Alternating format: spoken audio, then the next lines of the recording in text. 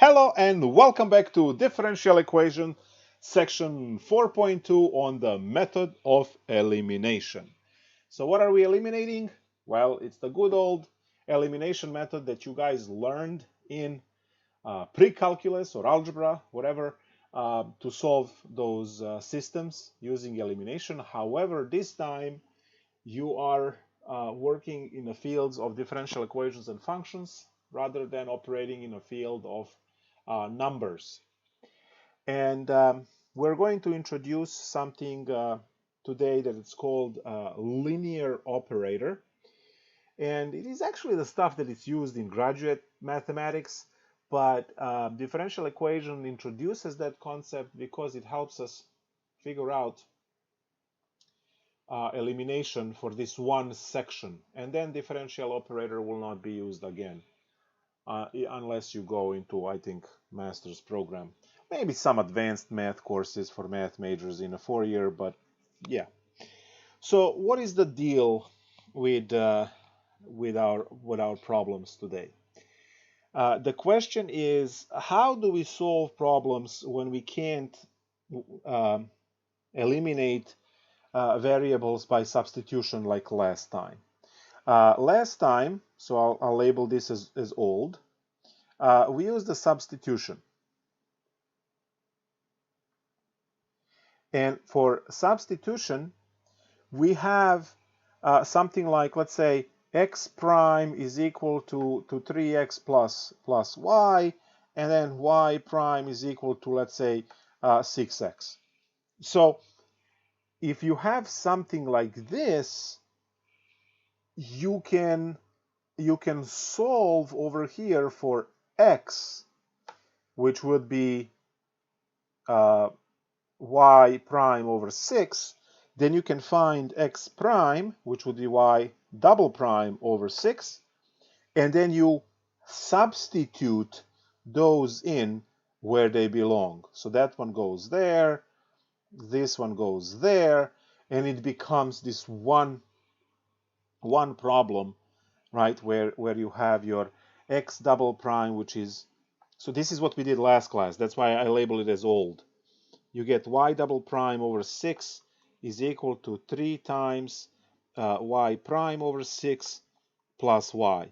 And here is your entire problem in terms of y. I'm going to multiply this by 6 and move everything to the left.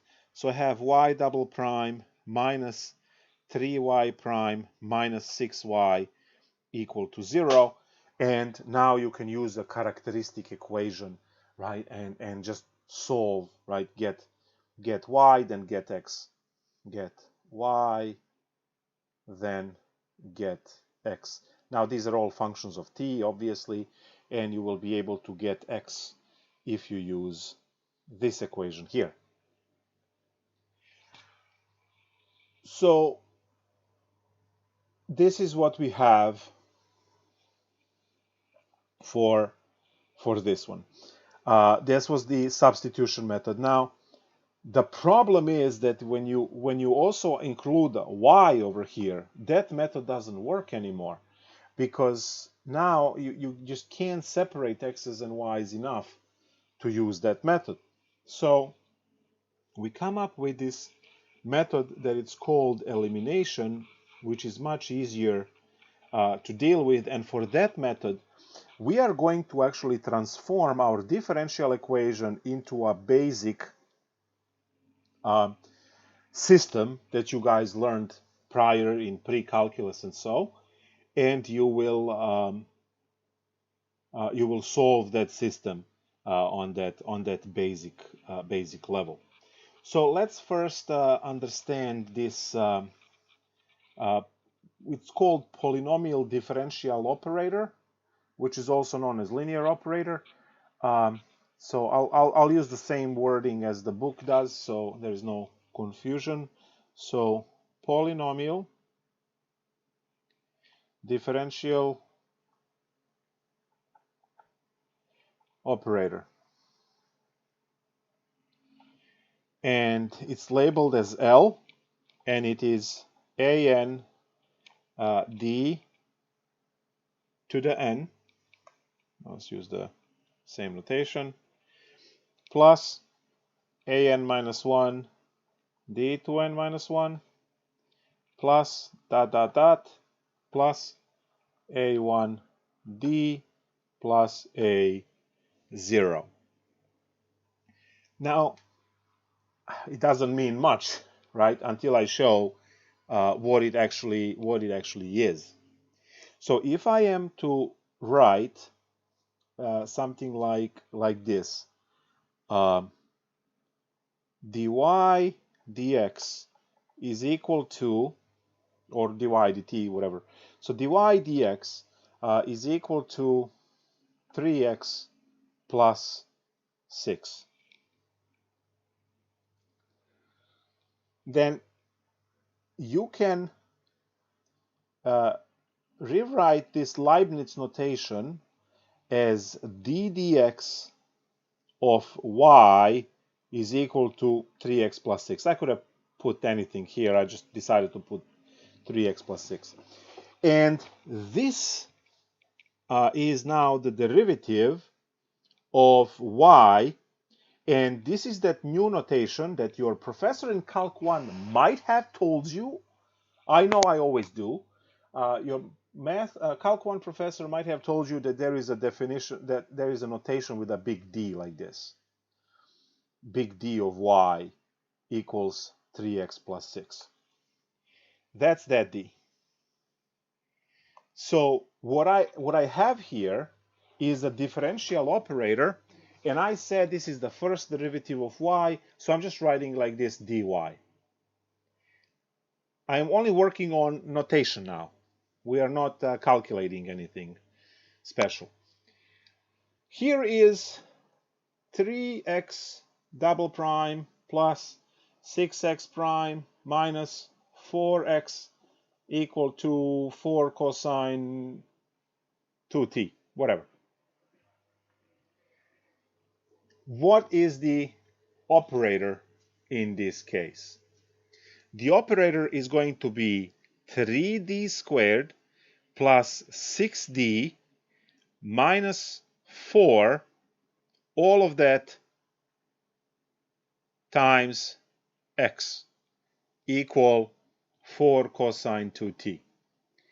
So technically, what this does is strips the derivatives away from your dependent variable, which is a function, and creates something that is like that characteristic equation that you had, right? Because you would be writing 3r squared plus 6r, right?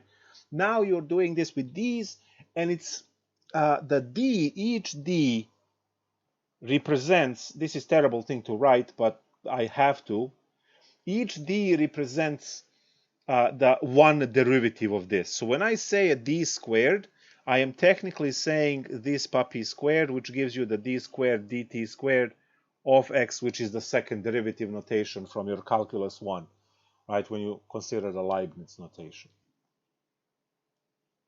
So we are able to transform differential equations now into something that looks like polynomial, knowing that each one of these d's is not a number, right? It's not a 7 or 1/3.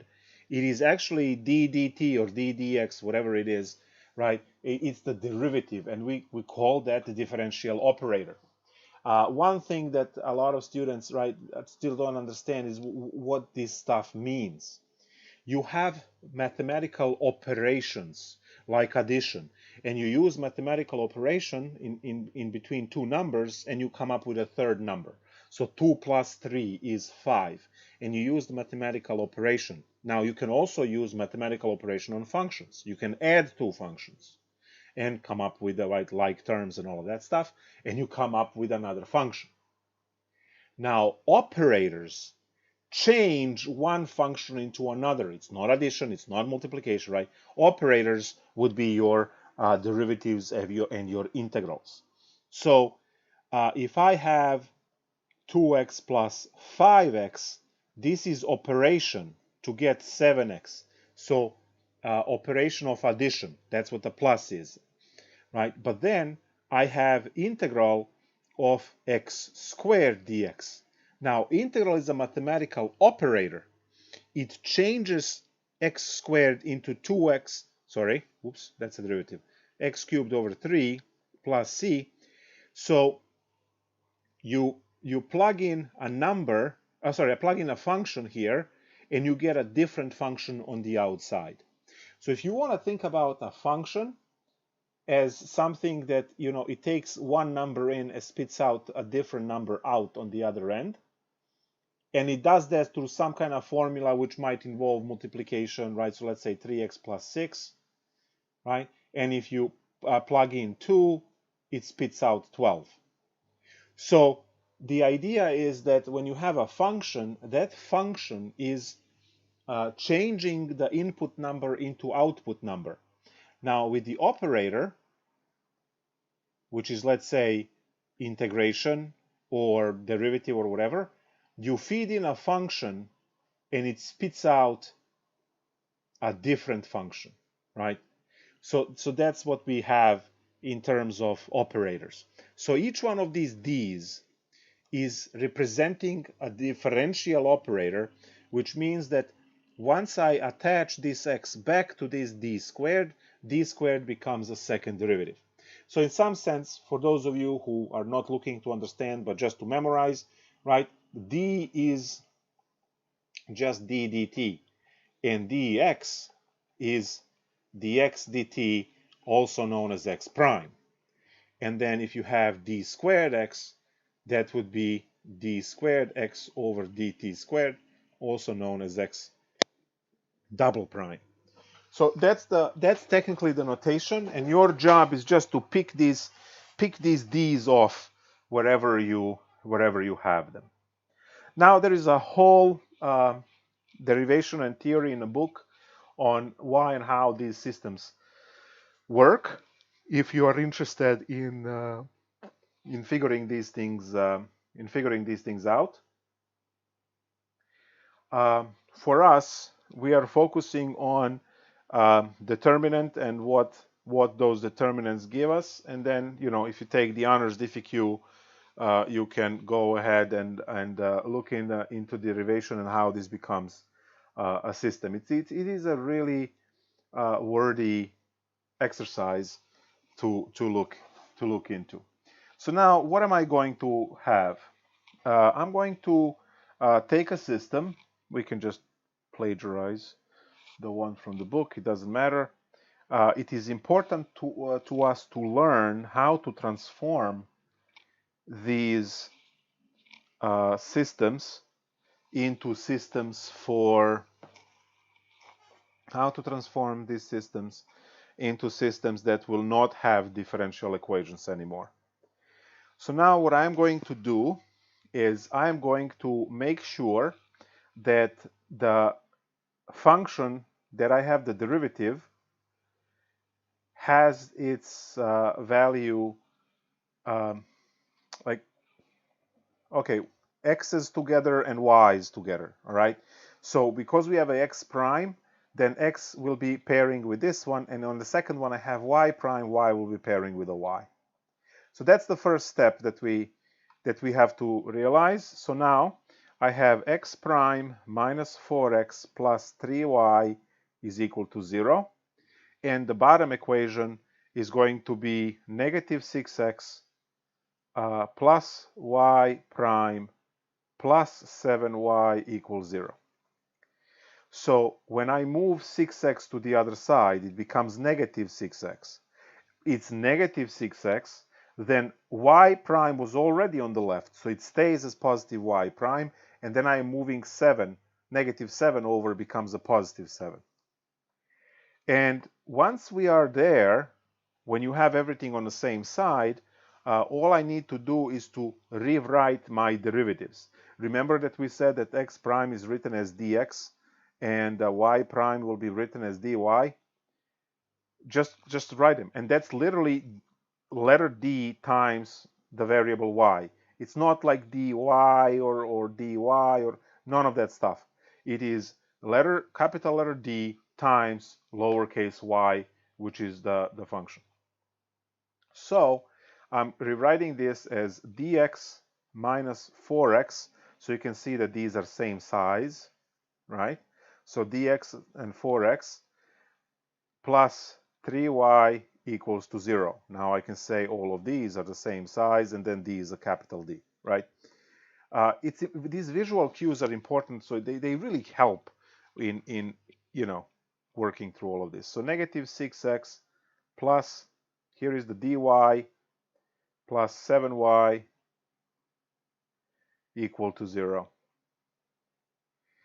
And now I factor x. So when I factor x, I get d minus 4 times x plus 3y equals 0.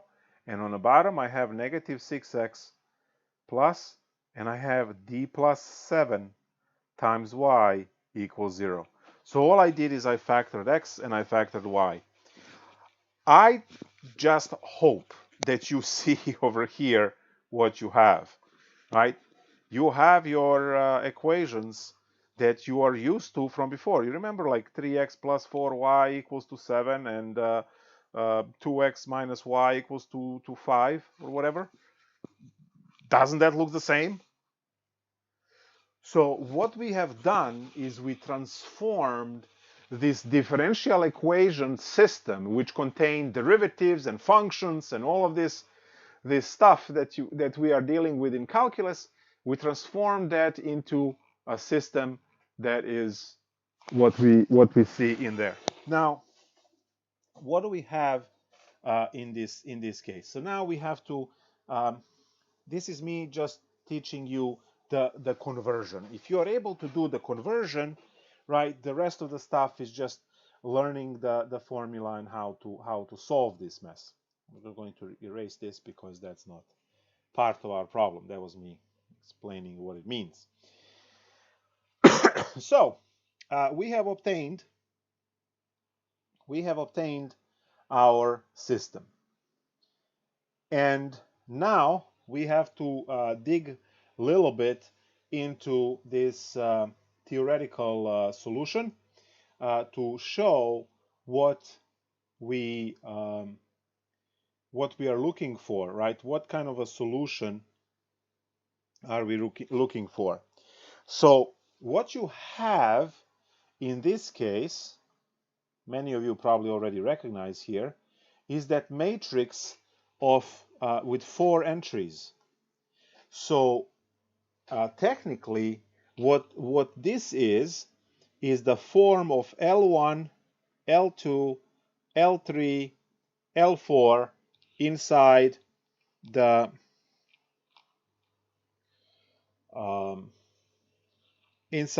absolute value, so you can find the determinant.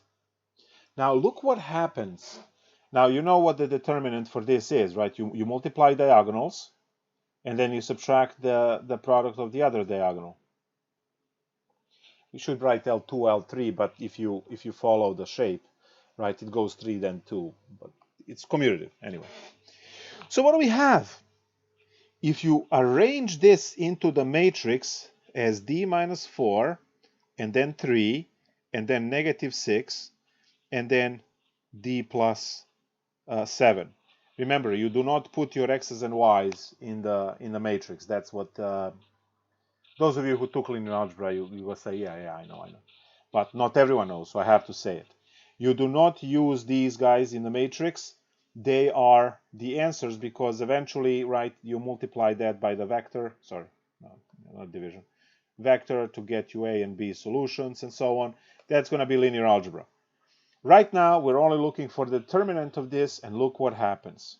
We have d minus 4 times d plus 7, and then plus 18, which gives us d squared plus 3d, and then minus 28, so minus 10. Negative 4 times 7 is negative 28, plus 18, negative 28, take away 18 is negative 10. Good. All right, so I have all of this mess now, and look what I got. I got this equation, right, which can help me solve the problem, because what I have, well, this is the operational determinant of the matrix, and what I have here is the operational determinant. So let me actually write it. So this is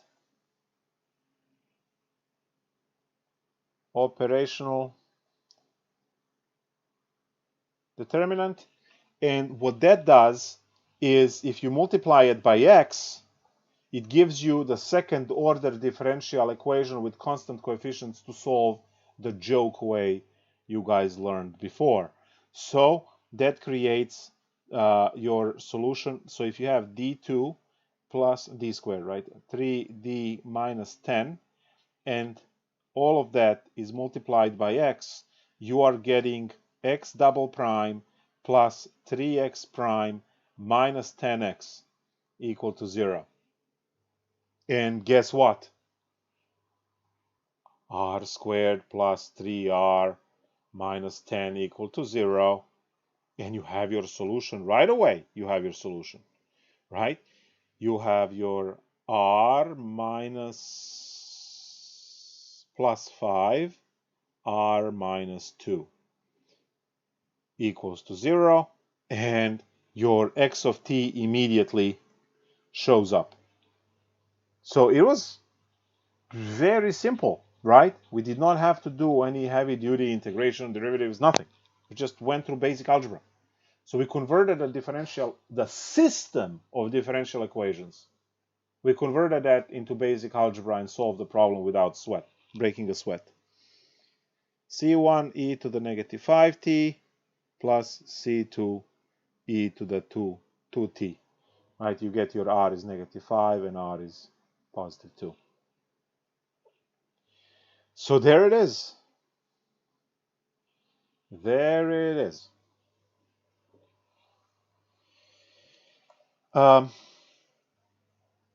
So these systems are not that difficult to solve. Oh, I did not say about y. Sorry. Y of t is going to have C3 e to the negative 5t plus C4 e to the 2t. So they have a different coefficients right in front.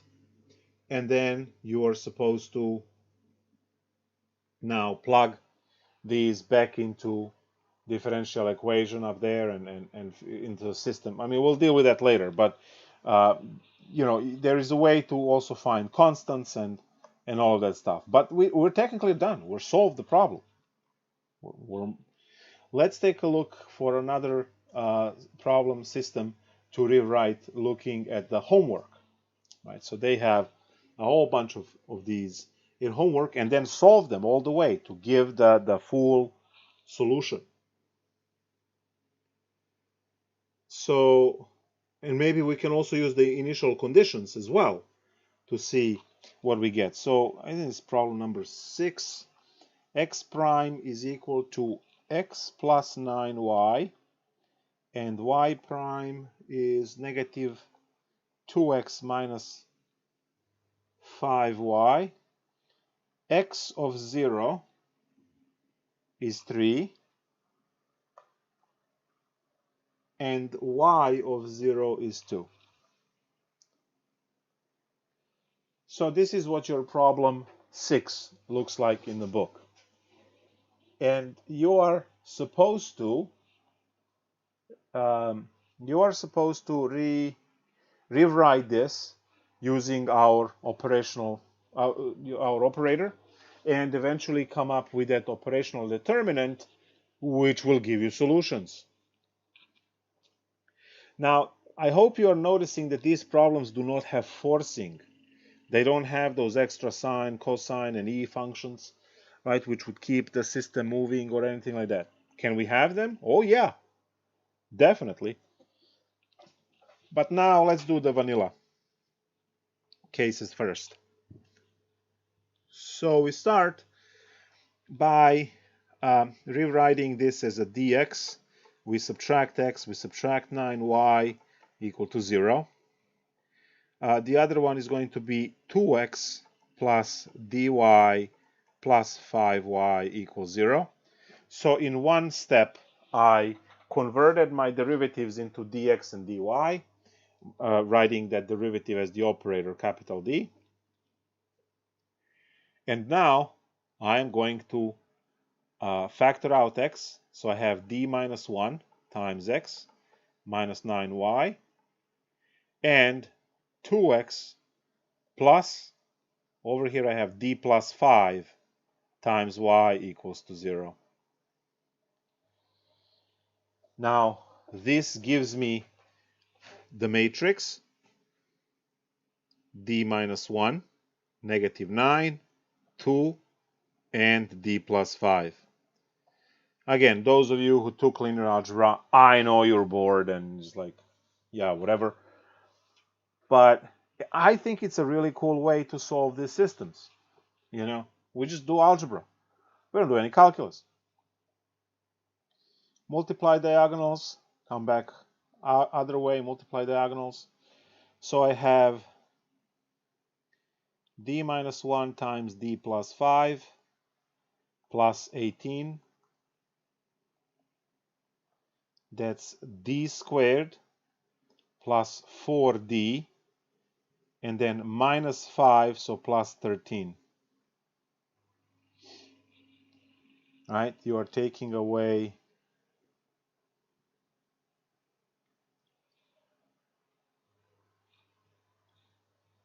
that's negative 5.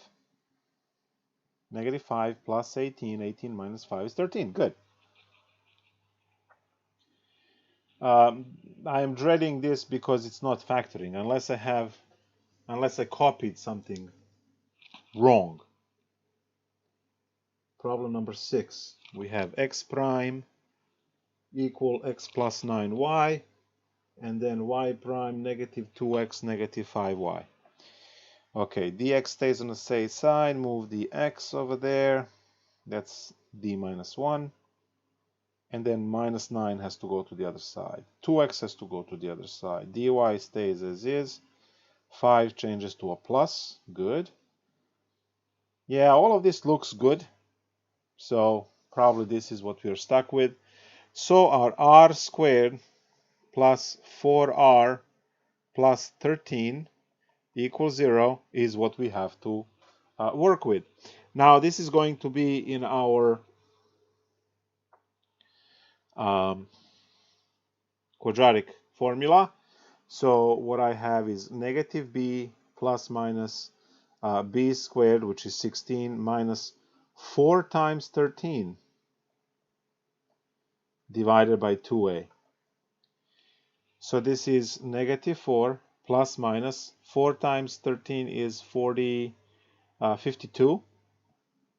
And then when you take away 16, you get 36. So negative 36, so that's going to be 6i divided by 2, which gives us negative 2 plus minus 3i. I hope you all see that. I'll let you meditate on it for a few seconds.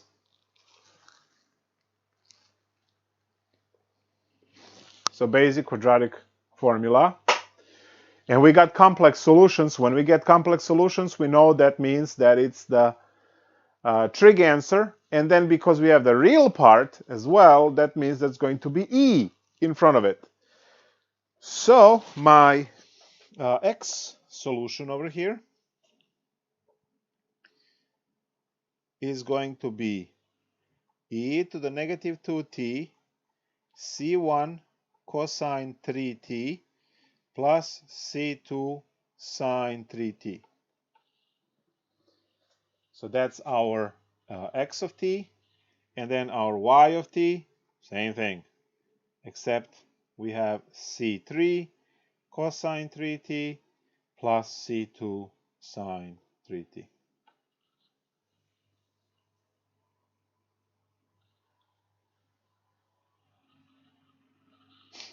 Now,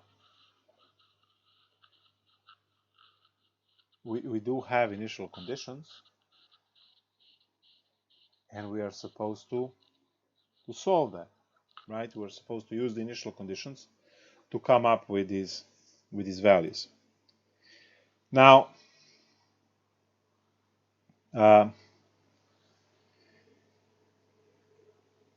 what are we going to do with these values? So I have my differential equation, and I am supposed to plug these in, right, to come up with what my constants are, because they need to. I can't have 4 constants. This was supposed to be C4 at the end. No one says anything. I was testing you all. I can't have 4 constants, but only 2 conditions. I can compute 4 unknown values if I only have 2 conditions to work with. So we are supposed to now simplify this in a way where we can reduce the number of these constants to 2.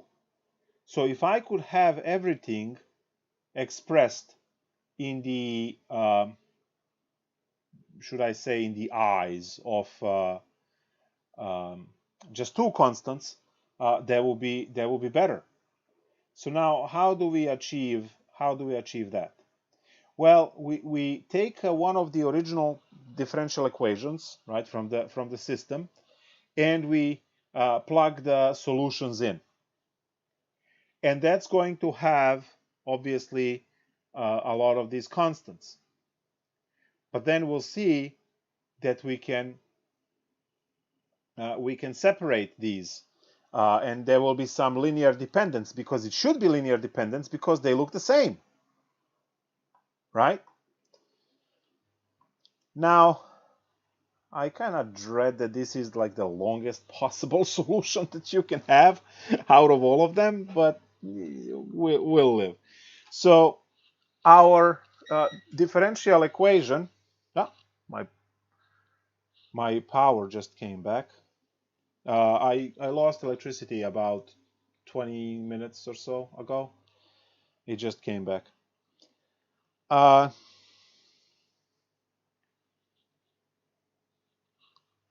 So let's take a look at the differential equation. That's what I was looking for. So I have this differential equation here. So x prime is equal to x plus 9y.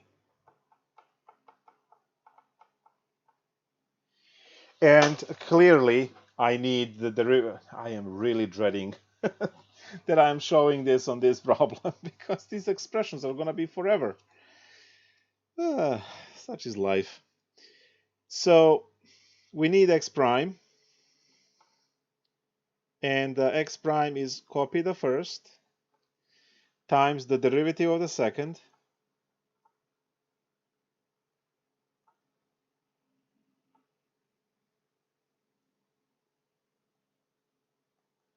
it's supposed to be a sign here. So the derivative of cosine is negative sine. 3 gets kicked out because of the chain rule. C1 we copy, it's a constant. For C2 we have 3 kicked out, sine is cosine, good. So that's copy the first derivative of the second plus copy the second, which is C1 cosine 3t plus C2 sine 3t. So what I did is I'm looking for the derivative here, right? And the derivative of the first, which is negative 2e to the negative 2t. Awesome. So now, guys, this is where this stuff becomes crazy, and that's why I'm dreading this problem particularly. X prime is this. X is this. Y is that. Plug them all in, and then figure out the dependencies on the terms, because, well, we'll see. So what do we have? First of all, I don't know if you see that we don't have to write any of these e's, but again, I don't know. So here is the orange. Negative 3c1 sine 3t plus 3c2 cosine 3t, all of that times e to the negative 2t, minus, I'm going to actually kick this 2 inside and make it 2. You know what? I'm going to put the negative as well. Negative 2c1 cosine 3t minus 2c2 sine 3t, all of that times e to the negative 2t. That's equal to the blue one, which is x, and that's c1 cosine 3t plus c2 sine 3t times e to the negative 2t, and finally plus 9 times the purple, which is a y, and that's going to be c3 cosine 3t plus c4 sine 3t e to the negative 2t. There we go. So this is the only thing that we look at right now. Now we see that we can get rid of this. Let's use, I guess, green. We can get rid of all of these e to the t's when you divide both sides by e to the negative 2t, because it can never be 0. So just get rid of it. And let's take a look at what we get when all of this is out. So negative 3c1 sine 3t plus 3c2 cosine 3t minus 2c1 cosine 3t minus 2c2 sine 3t is equal to the blue and the purple, c1 cosine 3t plus c2 sine 3t plus 9c3 cosine 3t plus 9c4 sine 3t. All I need to do is to factor sines and cosines and come up with the matching coefficients, right, and correspondence between the coefficients. So what do I have? On the left-hand side, if I factor sine, I will have negative 3c1 minus 2c2 times sine 3t. And then if I factor cosine, I will have 3c2 minus 2c1 times cosine 3t, which is equal to, and we do the same thing on the other side. I factor out cosine. Well, let's factor out sine first. So that's c2 plus 9c4, c2 plus 9c4 times sine t, and then plus, no, sine 3t, plus, and I have c1 plus 9c3 with the cosine 3t. Now, these two are equal. They are equal. You can see the equal sign between them, which means that coefficients of sine have to be the same as coefficients of sine from the other side of the equation. So that gives us that negative 3c1 minus 2c2 is equal to c2 plus 9c4. And it also gives us that 3c2 minus 2c1 is equal to c1 plus 9c3. I just hope that you see that you can solve this for C4 and C3 and eliminate C3 and C4 because both of them will be in terms of C1 and C2. So now, going into the red side over here, I have this C2 goes to the other side. It becomes negative 3C1 minus 3C2 equals 9C4. And then you divide both sides by 9.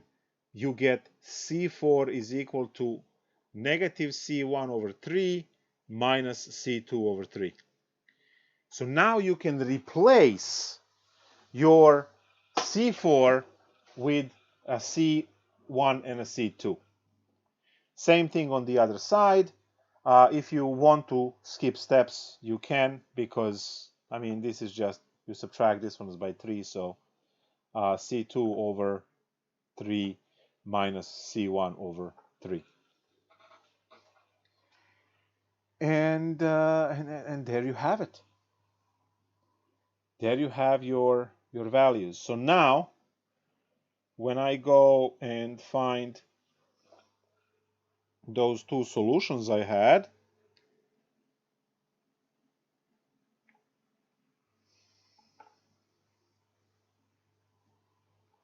and then we copy that solution, we are going to replace what is supposed to go there.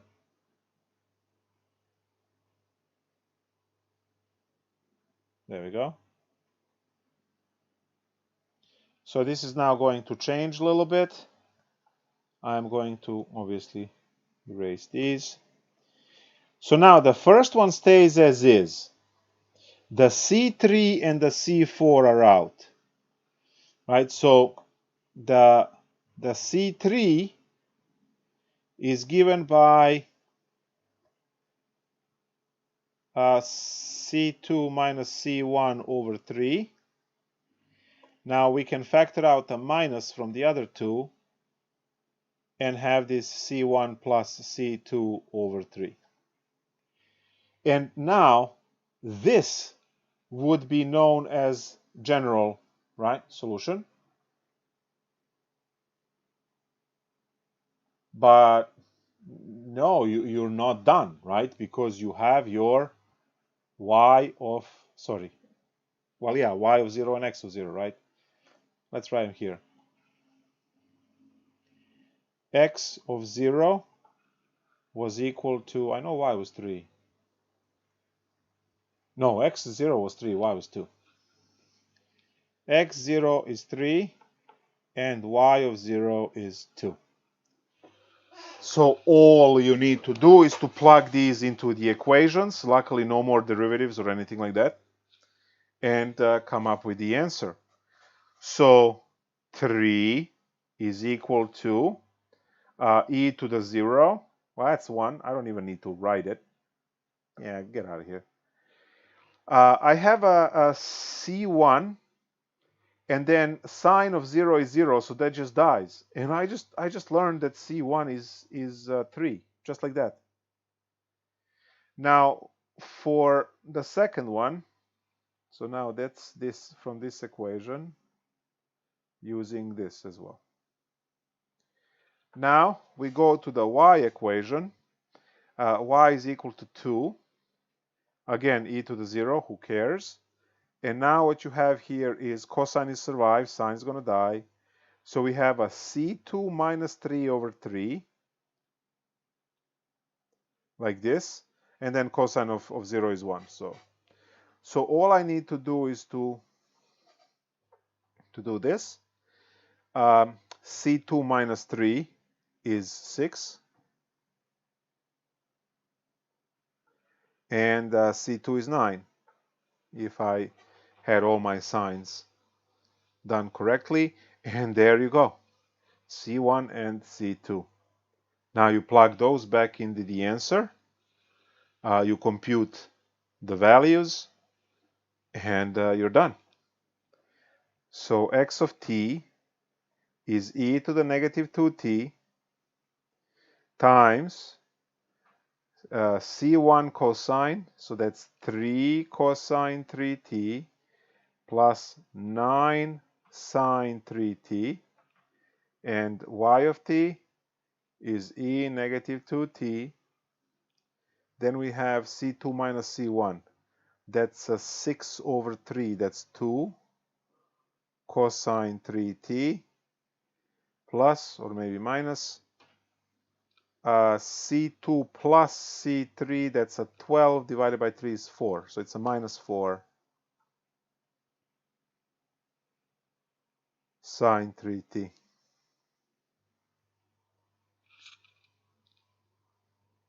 And that's what we have. As they would say, ta-da. Did it take 30 minutes? Of course it did. Was this one of the cheapest problem you can have? Yeah, pretty much. I mean, less writing if the solutions were not complex, but you know, such is life. Clearly, if you couple higher equations, you get a third derivative, you get the fourth derivative. Broken down into the number of equations, remember the last class? We took the number of equations that we had and we just worked with how many we have. In that case, you know, you can't keep x and y. You have to go, you shouldn't be even keeping x, y, and z, even though it's easy. I don't like z in particular because a lot of students never cross their z's, so they look like 2's, and then you mess up in a step, right? Going to the next through calculation when you replace z by number 2. And then, I mean, I've seen it so many times. So it's much better to use, you know, instead of using z, x, y, z for the three variable problem, why not just use x1, x2, x3? I know it's more writing, obviously, but at least it's not being confused with number 2. So yeah, cross your z's, cross your 7's as well. So that's another one. So these problems take a long time. We're going to do another one, see what we run into. It's just well, we have to do the one with forcing. We haven't done anything with forcing yet. And these problems with forcing, again, they can be made worse by giving you initial conditions as well. Now, before we run into forcing, well, actually, I'm going to put that as a title. Systems with forcing. And that just means that you have that f of t floating about. Remember the one that sparked the whole story of undetermined coefficients and variational parameters? Yeah, that's the f of t that we are bringing into this mess now. Now, this is an important thing to remember. Earlier, it was cheap. I didn't even put it red. I don't know why. Or maybe I did. Oh yeah, I did. Right here. You get your characteristic equation and you just move on with your life. Now, when you have forcing, the life gets a little bit spicier.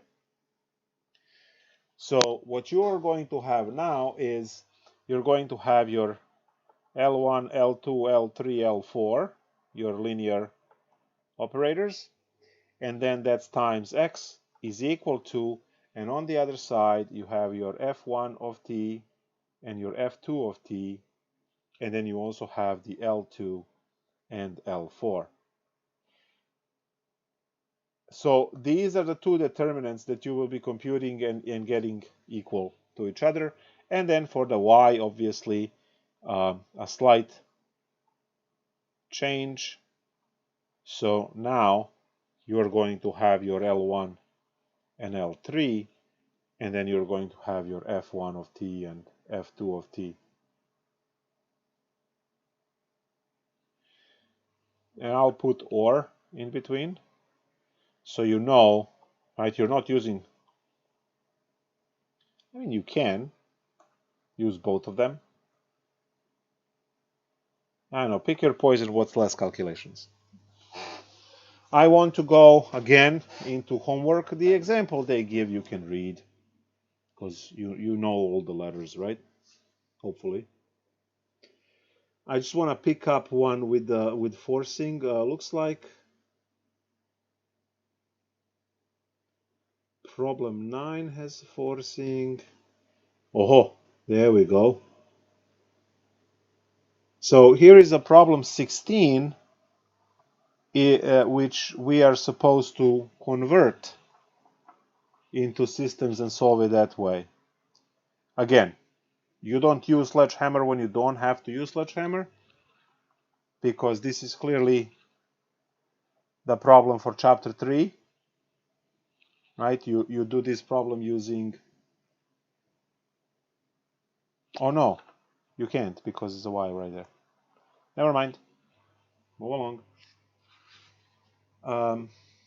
Y double prime minus 2x prime minus 9y equals to 0.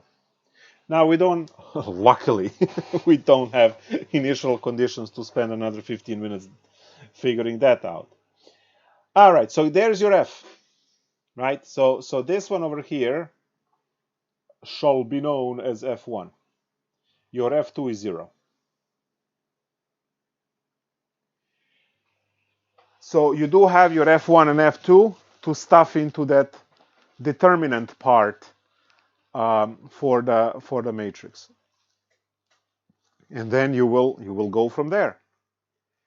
Now, before we do this, obviously, there I say a word obviously, we have to convert our problem first, right, into this differential operator notation with capital D's.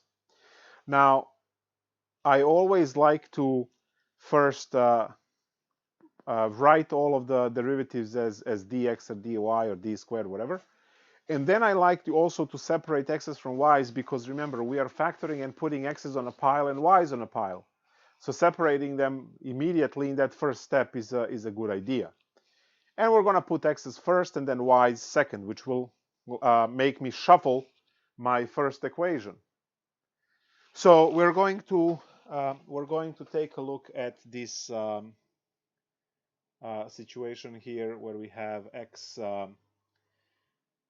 double prime, that's going to be my d squared x, minus 4x, and then plus 13 dy equals to 6 sine t, and that's still your f1. The second one is going to put minus 2 dx first, and then plus d squared y, and then minus 9y equal to 0, and that's your f2. So now, when I do this, I factor out my d squared minus 4,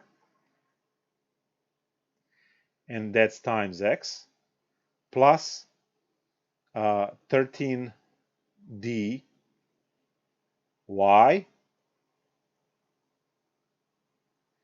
and then on the bottom over here I have negative 2d. If it helps you visually, okay, put these in parentheses. They don't need to be in parentheses, but if it helps you, go ahead. Okay, we have this, y equal to 0. There we go. So now, all I need to do is to stuff all of this into that matrix, right, and work out my determinants and everything, and see what the problem ends up being at the end. So let's start to stuff this.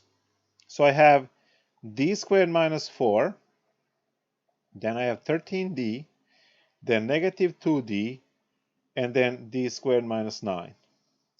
All of that right there times x is equal to, and then on this other side we have our f1, which is 6 sine t, we have our big fat 0, and then we have our 13d and d squared minus 9.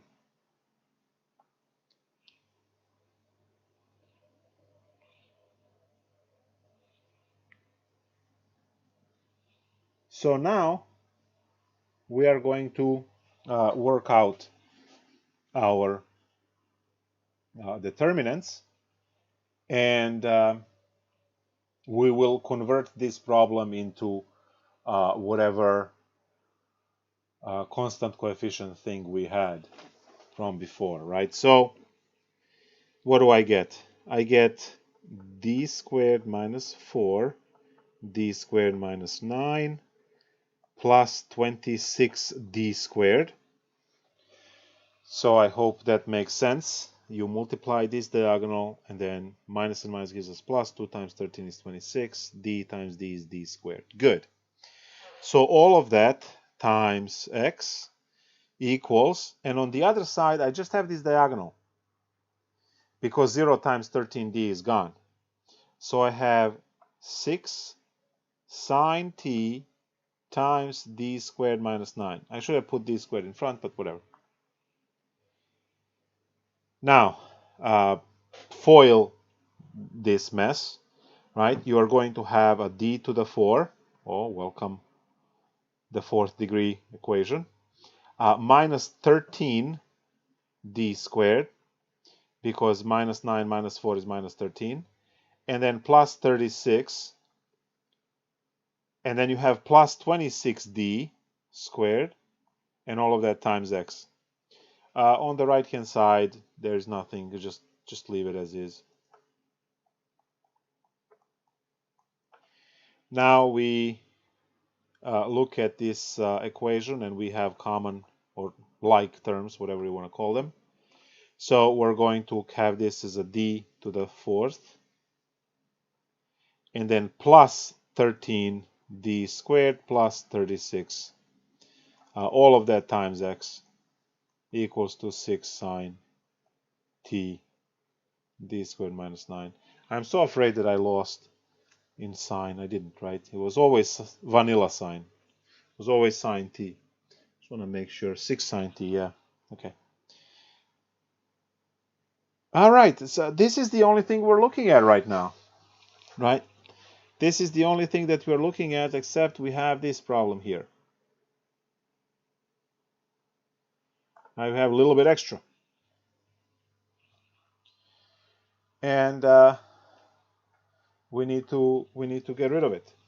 So that part is not 0. So that divides into the left side. Probably factoring left side would help, because 36 is 9 times 4, and then they add to 13. So this is d squared plus 9 times d squared plus 4 to get this. All times x equals 6 sine t d squared minus 9. Oh, the sign is opposite. I can't cancel them. There it is, minus. So both of these are minus signs. I copied this sign wrong, which obviously made everything wrong. You guys see what these problems are like? Absolute joke of mathematics, but a trap to copy something wrong or to multiply something wrong at every single step. But I think that you added 26, and that's what made it positive.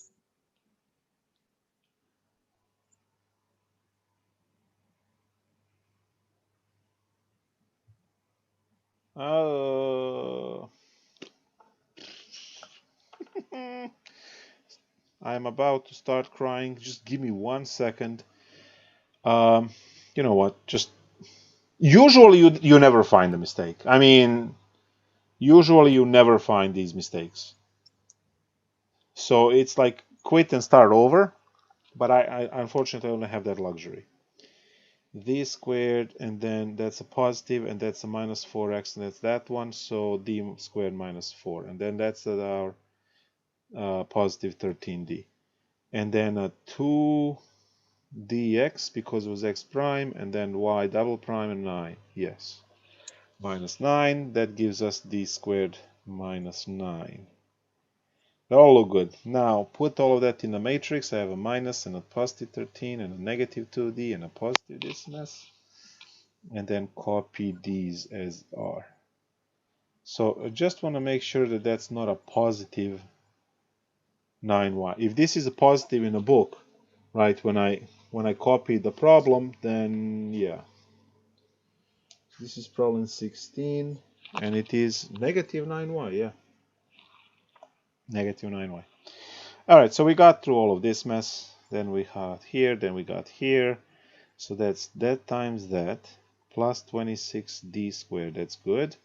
The other side is just that. Good.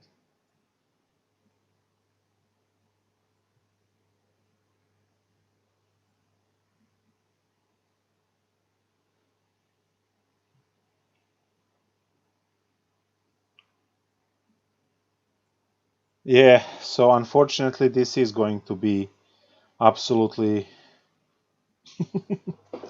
okay, such is life. Such is life.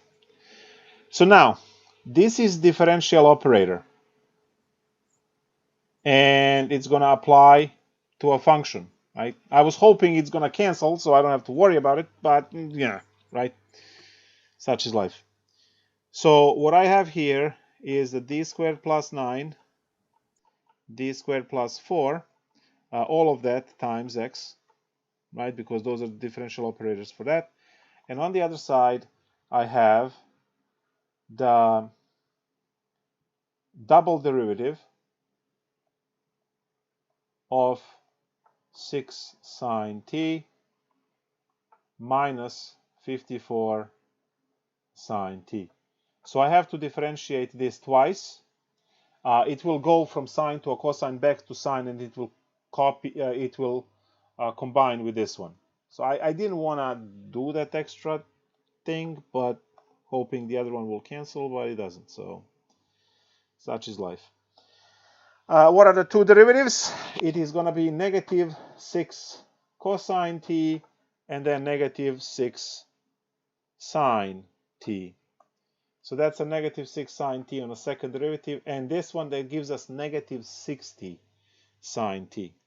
So d squared plus 9,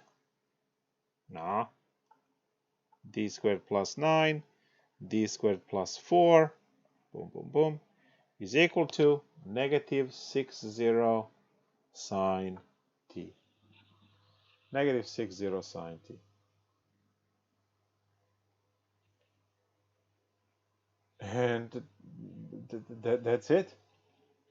All we need to do is to solve this, and we are going to have 4 r's, and having the 4 r's, right, each one of them will have their own frequency. One has frequency of 3, the other has frequency of 2.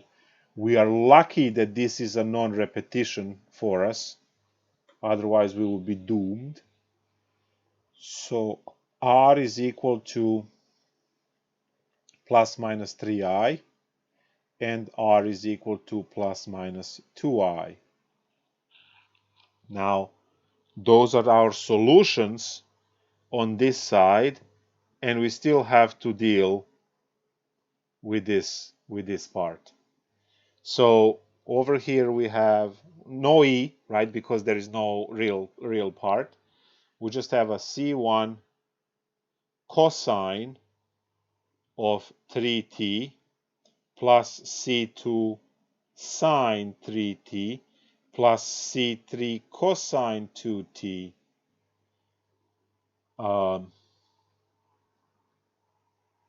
plus c4 of sine 2t. There we go. My brain is like completely melted. from this. This is, by the way, this is your XC. Did I mention before? Welcome to undetermined coefficients. I didn't. Okay, so we are with a quarter of a problem. We're done, because what we have here is just XC. We still need XP. Then we need a YC. Then we need a YP. And then there is also that part where you get these two together, working to eliminate, because YC is going to introduce C5, C6, C7, and C8. And if you had initial conditions on the fourth degree derivative, you can only have 4 initial conditions, which means that you can't have 8 constants. So we would have to do the whole problem earlier. Now, luckily, they are not asking us to do any of that stuff because they didn't give us initial conditions. But if they did, this immediately becomes like a 2-hour problem instead of being a 30-minute problem. So now, with this, we have XP undetermined coefficients. And you will just follow what you learned in chapter 3. I'm not going to do that because I want to focus on YC, because that's the new stuff. Undetermined coefficients is not new. So if you're interested in differential equations, if you ever talk to any of the students from 4-year schools in STEM of how much they use it, then you know that you need to do this and practice, and right. I'm going now to talk about the Y solution.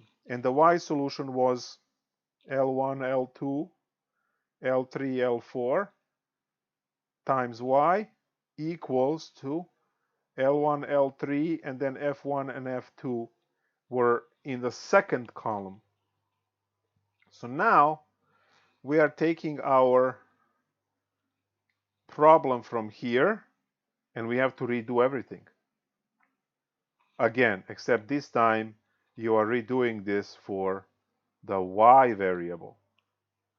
So now we go over here, put that down.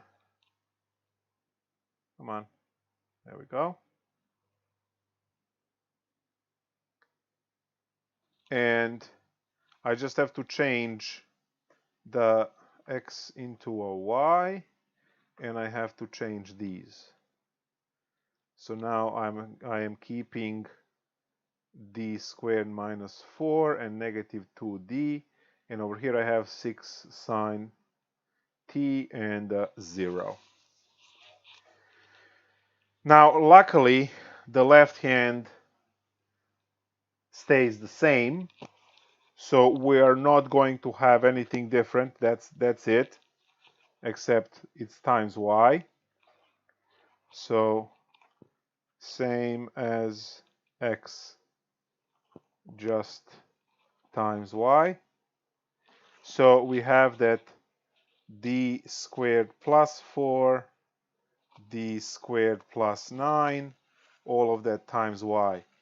Now the other side has changed, because now this gives us a 0, and all you have now is negative 2 times the derivative of 6 sine t. So while the left-hand side stays the same, your right-hand side is now equal to the derivative of sine is a cosine, so it's going to be 6 cosine, so negative 12 cosine t. So that's that. Again, I'll write it in blood again. This is first derivative, okay? That's the first derivative. So we are taking the derivative of 6 sine t, which is 6 cosine t, and then times negative 2 to give us negative 2 times 6, negative 12 cosine t. And you still have all of this mess on the left. Now that gives you again the same r's and everything, except now it's times y. So your yc now is going to be C5. Again, we don't have any of the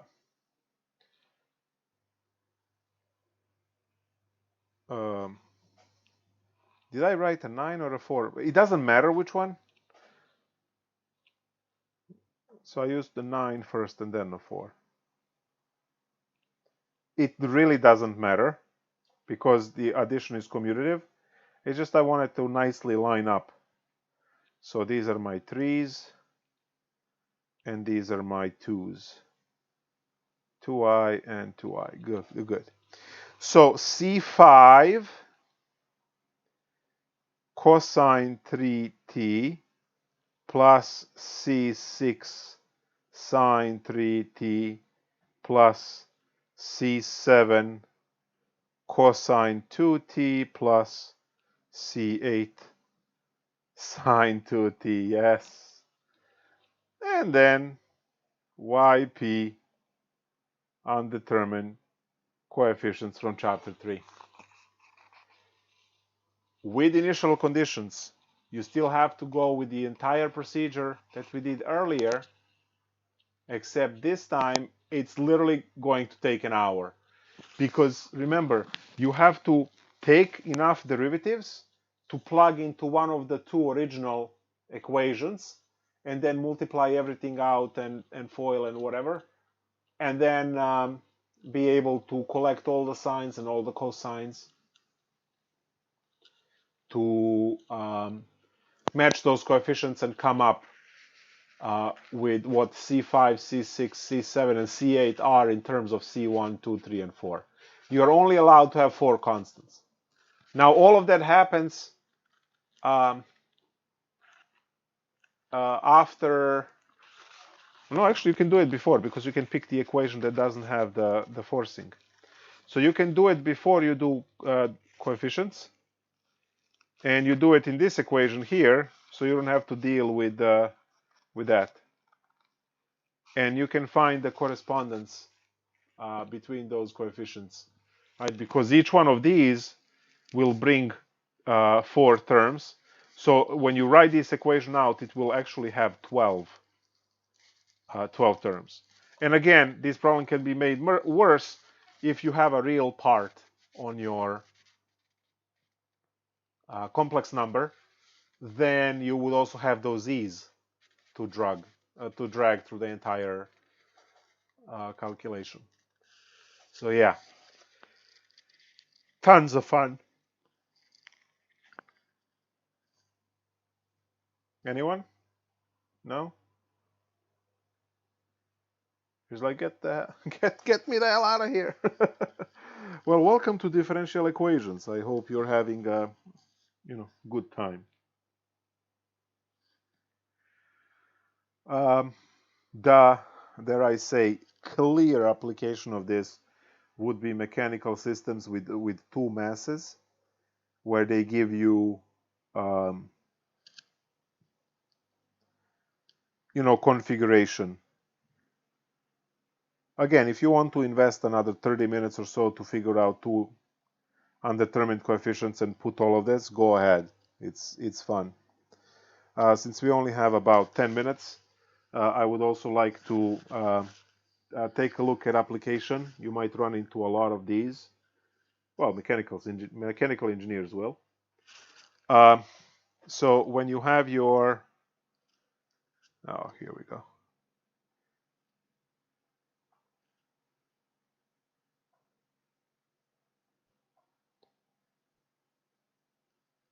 So you have your mass 1 and your mass 2 objects, and you have their displacements, right, of x1 and x2.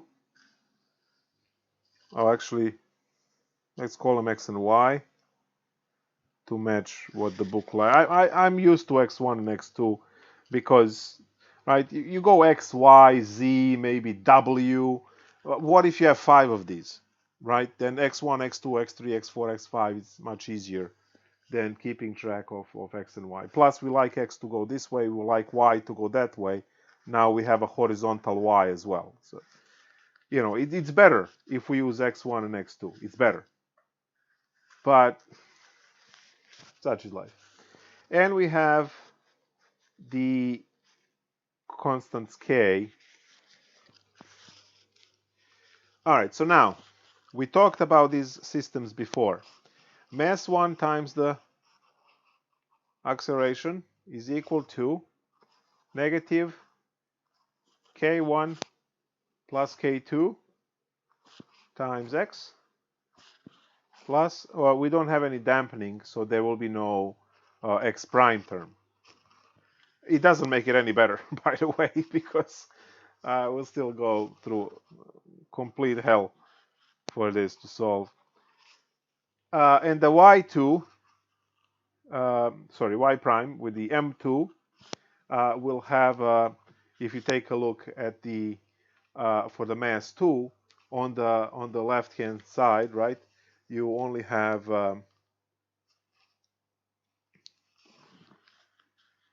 depending on so it doesn't depend on mass 1. You have the coefficients where k3 is anchored in the wall, so you're only going to have k3, but the k2 displacement is also dependent upon k3. So we'll have k2x, and then we'll have the opposite way pooling k2 plus k3 of y. Again, it's the point of reference of which one you look. Now, I did explain how these equations are written, so please go back into the mechanical section and learn if you are not able to follow these. Now, they give you like 8 problems or 10 problems, whatever. 9. They give you 9 problems, and we can literally pick any one of them. It doesn't really matter. Mass 1 is, this is problem 42. Mass 1 is 1. Mass 2 is 2. K1 is 1. K2 is 2. And K3 is 2. Aren't they nice? Look at that. So we can quickly come up with a system. Guys, this is still going to be a 4th degree equation. It has to, because you have 2 equations and each one is the second order. 2 times 2 is 4. So you have your 4th degree equation. So what do I have here? I have m1 is 1, so there's just x double prime is equal to negative k1 plus k2, that's a 3x plus 2y. Well, that's nice. And then 2y double prime, because m2 is 2, is equal to k2x, that's a 2x, and then minus k2 plus k3, it's a 4y. Now, I hope you see that immediately you can divide this equation by 2, so you don't have to drag those extra numbers if you don't have to.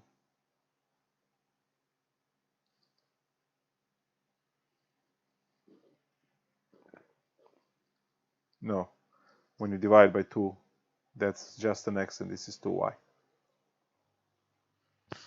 Awesome. Rewrite these as d squared x plus 3x minus 2y equals 0. There's no forcing, so this should be a simple problem. And then minus x first, plus d squared y plus 2y equal to 0. Factor out x, so d squared plus 3x minus 2y equals 0. And over here we have negative 1x, so it's just negative x, plus, and then I have d squared plus 2, y equals 0. We put this into a matrix, work out the determinant. So d squared plus 3, negative 2, negative 1, d squared plus 2 is multiply, and come around, multiply again. D squared plus 3, D squared plus 2, minus -1 times -2 is +2, and then times, and the negative right in front gives you -2. D to the 4th plus 5D squared, and then that's plus 6 minus 2 is plus 4. D squared, D to the 4th, then 3 plus 2 is 5, and then 3 times 2 is 6, 6 minus 2 is 4. Awesome. Now this nicely factors into D squared plus 4 and D squared plus 1. Now it would be silly to expect anything but trig for the word problem, for the applied problem with the spring. You need to think about these things, right? It is really tempting on the test to put a 0 for a whole problem when the student presents a solution of e to the 3t. Like, what? The spring oscillates back and forth, back and forth, back and forth. The function that describes that kind of motion is a trig, sine, or a cosine. Not a tangent, right? Not a cosecant. Only sine, only cosine, or combination of the two. You can have e to the -3t in front to kill that motion. That's the dampening part. But you cannot have anything else for a spring problem as the answer other than a trig. Right? So please, that should be the first common sense when you start working on any of the mechanical spring problems. You know that you are ending up with trig, and you can see it here, right? Your r is plus minus 2i, and r is plus minus I. So you have your x solution given as the C1 cosine 2t plus C2 sine 2t plus C3 cosine t plus C4 sine t. Your y's, C5 cosine 2t plus C6 sine 2t plus C7 cosine t plus C8 sine t. And it's getting there, but we need to eliminate C5, C6, C7, right? I don't have time to go through the entire calculation. I can at least start, which is we go to any of the differential equations and we plug everything in, right? So we can go to this equation here. Y double prime is x minus 2y.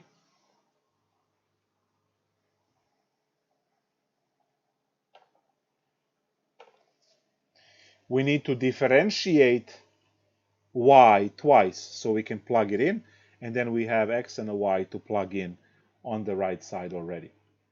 So we need y double prime, and I'm going to just differentiate twice because I can. Derivative of cosine is negative sine, and it's going to spit out a 2, and then derivative of cosine is, the derivative of sine is cosine, so this is going to be negative 4 c5 cosine 2t. They all come back to their original function. They all change the sign, and they all take this number out. So minus 4 c6 sine 2t minus c7 cosine t and minus c8 sine t. When you take derivatives enough in life, you just know these shortcuts. Now that mess, right, so this mess goes there, this mess goes here, and this mess goes here. Collect your coefficients, right? And you will be able to eliminate C5, C6, C7, and C8 because they will all be given in terms of C1, 2, 3, and 4. So it's just arithmetic at this point and factoring from algebra. But again, you see that these problems tend to be very long, very painful. They're insanely easy. Right? We just did the basic derivative of sine and cosine. We haven't even integrated or anything like that. But they require a lot of focus and a lot of determination and time to solve, 10 of these problems, so they are just second nature to you. We're officially done with 4 point. Oh, let me just, I did not say so.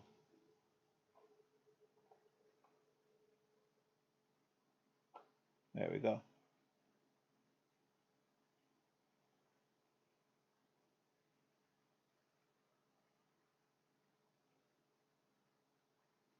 There we go. So that's a check mark for correct, and then just do it, meaning plug everything in, right? And solve. All right. We're done with chapter 4. Next time around chapter 5, review of or a crash course on linear algebra, depending which boat you're sitting in. That will be chapter 5, ways to solve these systems using what we call eigenvalues and eigenvectors, which are together eigenpairs. So we will be diving into linear algebra and the ways to use linear algebra to solve systems of differential equation, which would be obviously different than what you have seen today. I will see you all on Wednesday for a class, and if you have any questions or anything, I will be in the office hours tonight, and then tomorrow again at so tonight at 5:30, I believe, or something like that. Check in the announcements. And tomorrow at noon, I know that one for sure. So see you all soon. Bye.